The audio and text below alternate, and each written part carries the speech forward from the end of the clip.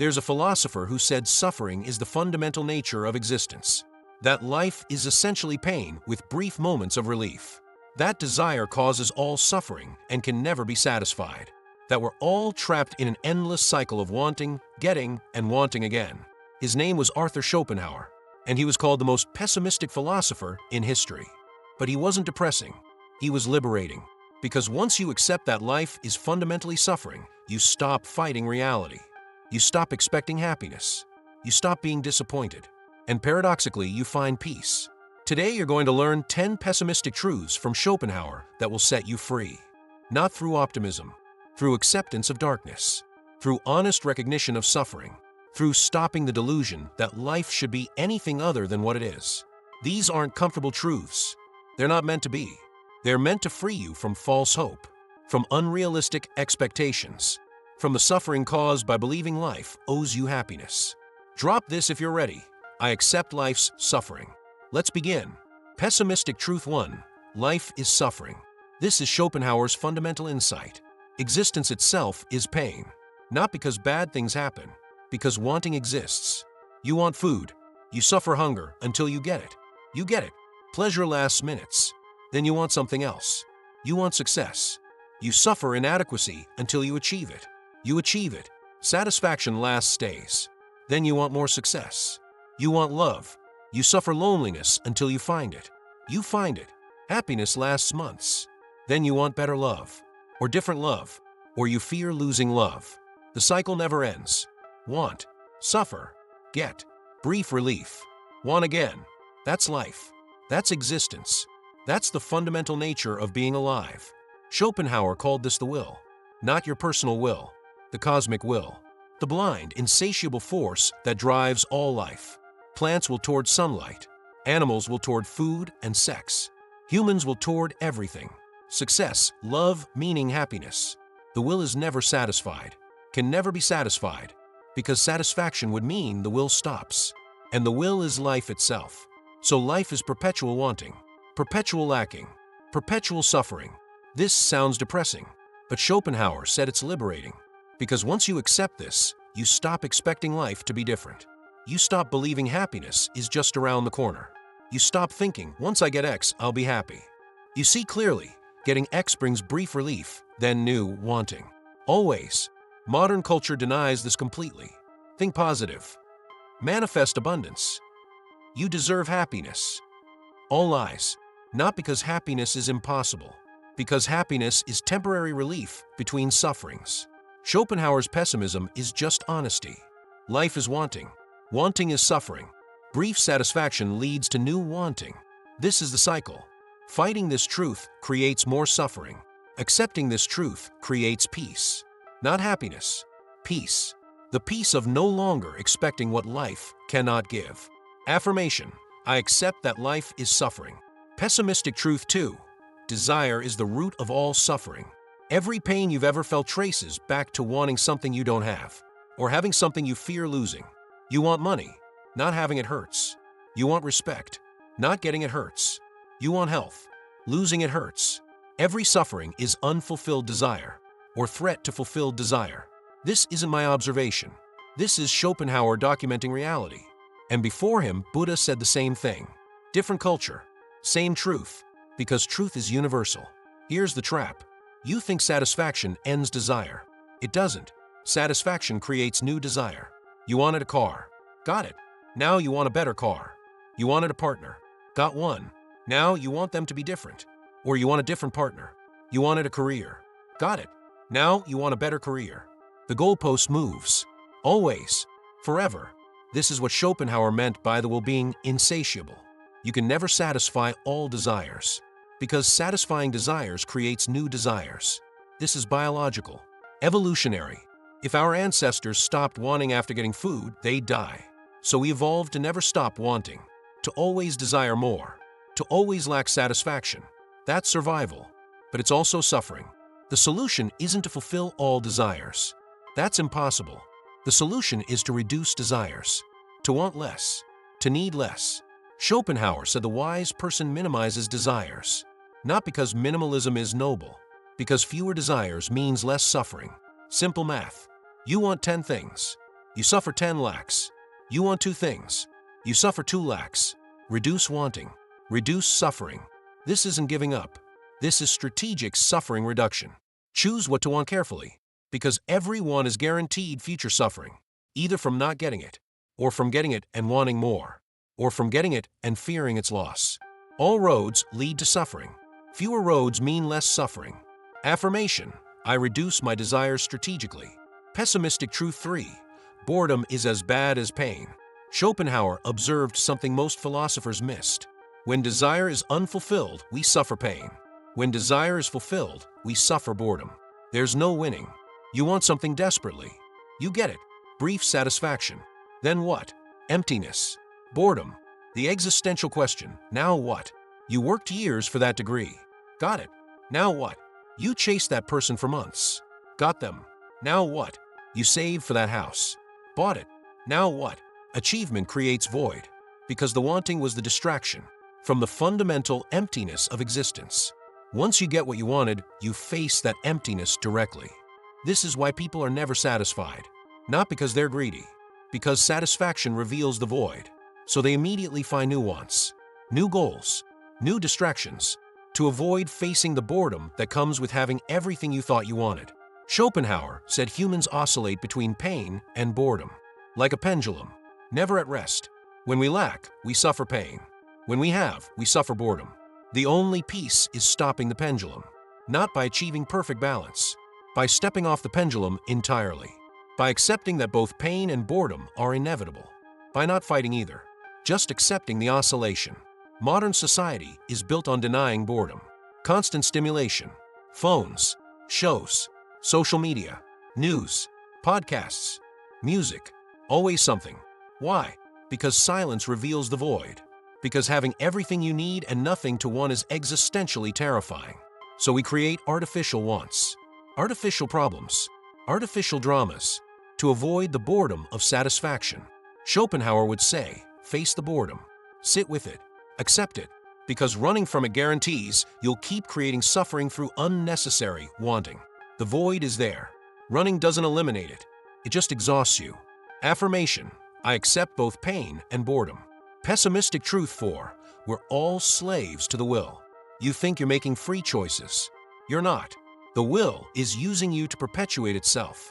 You want sex. That's not your choice. That's biological programming. The will wants to reproduce. You're the vehicle. You want food. That's not preference. That's the will wanting to survive. You want status. That's evolutionary programming for social hierarchy. The will using you to climb. Everything you think you want because the will programmed you to want it, for its purposes, not yours. This is Schopenhauer's darkest insight. We're puppets of a blind cosmic force. The will has no purpose, no plan, no meaning. It just wants to perpetuate itself. Through us. We suffer. The will doesn't care. We die. The will continues in others. We're disposable vehicles for a meaningless cosmic force. That sounds nihilistic. It's not. It's honest. And honesty is the first step to freedom. Because once you see you're a puppet, you can choose how much you dance. You can't cut all strings, but you can minimize your dancing. Modern culture says you're the master of your fate, captain of your soul. Schopenhauer says you're a slave to biological programming you didn't choose. Neither of you created your desires, your personality, your drives, your fears, all given to you by genetics, by evolution, by the will. You're executing programming you didn't write. Most people never realize this. They think their wants are their own. They're not. They're the will's wants, experienced through you. The wise person sees this and stops identifying with the wants. Stops thinking, I want this. Starts thinking, the will wants this through me. That distance creates freedom, not from wanting, from suffering about wanting. Affirmation: I am not my desires. Pessimistic Truth 5. Compassion is recognition of shared suffering. Schopenhauer said the only true moral foundation is compassion. Not rules, not duty, not divine command. Compassion. Why? Because compassion comes from recognizing we're all suffering the same fundamental suffering. We're all slaves to the will. We're all trapped in wanting. We're all oscillating between pain and boredom. When you truly see this in another person, you feel compassion. Not pity. Compassion. Shared recognition of suffering. This is radical. because it means morality isn't about following rules.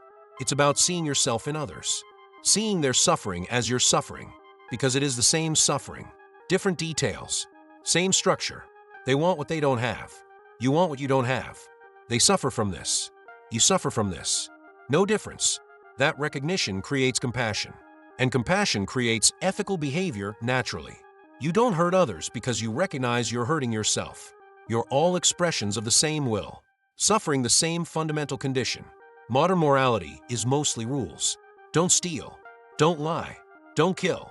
Schopenhauer says that's external, forced. Real morality is internal, from compassion, from seeing through the illusion of separation, from recognizing we're all the same suffering taking different forms. When you see this, you can't be cruel. Not because rules forbid it, because you're being cruel to yourself. There's no real separation, just the illusion of individual egos. Break that illusion. Compassion emerges naturally. That's the only real moral foundation. Everything else is external control. Affirmation: I recognize shared suffering in all beings. Pessimistic Truths 6. Art and philosophy offer temporary escape. If life is suffering, is there any relief? Schopenhauer said yes, but temporary, through art and philosophy. Why? Because both require contemplation, and contemplation suspends the will. Briefly, when you're lost in music, you're not wanting. When you're absorbed in a painting, you're not desiring. When you're deep in philosophical thought, the will quiets. This is the only relief. Not satisfaction of desire, but temporary cessation of desiring. This is why humans create art. Not for beauty, for relief.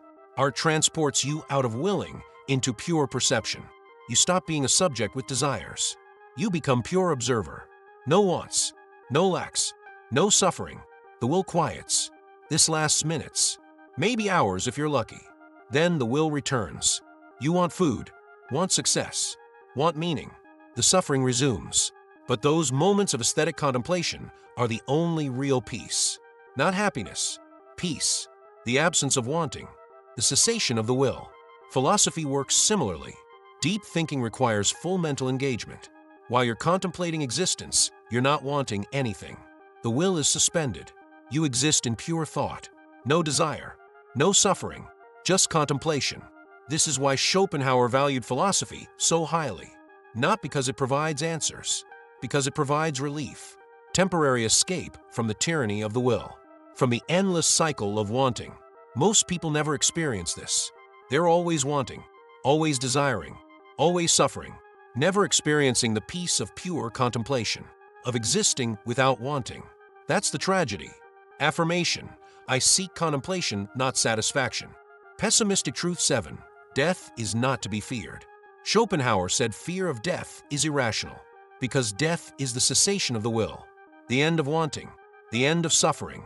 Life is the problem. Death is the solution. Not suicide. That's still the will acting, desperately wanting to escape. True death is just stopping. No more wanting. No more suffering. No more oscillation between pain and boredom. Just peace. Final peace. Not happiness. Absence of suffering, which is the closest thing to happiness that exists. This doesn't mean rush toward death. It means stop fearing it. Death is relief. Life is burden. The burden of wanting, of never being satisfied, of perpetual suffering. Death ends this. That's not tragic. That's relief. What's tragic is living in fear of relief, wasting your life afraid of the one certainty that will free you. Schopenhauer said the wise person neither seeks death nor fears it, just accepts it as the natural end of a fundamentally painful process, like accepting that a painful medical procedure will eventually end. You don't seek the end prematurely, but you don't fear it either. You accept it's coming and find peace in that acceptance. Modern culture denies death completely. Anti-aging, life extension, immortality fantasies, all running from the one certainty, all extending suffering indefinitely. Schopenhauer would say, why? Why extend wanting? Why prolong suffering? Death isn't the enemy.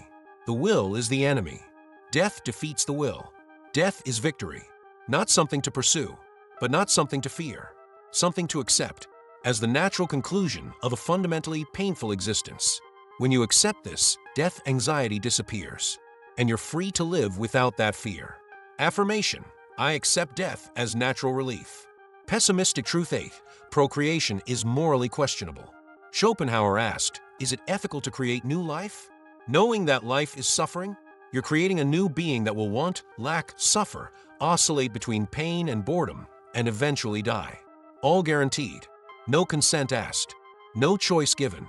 You impose existence. You impose suffering. For what? Your desire to have a child, which is the will using you to perpetuate itself. You're not doing the child a favor.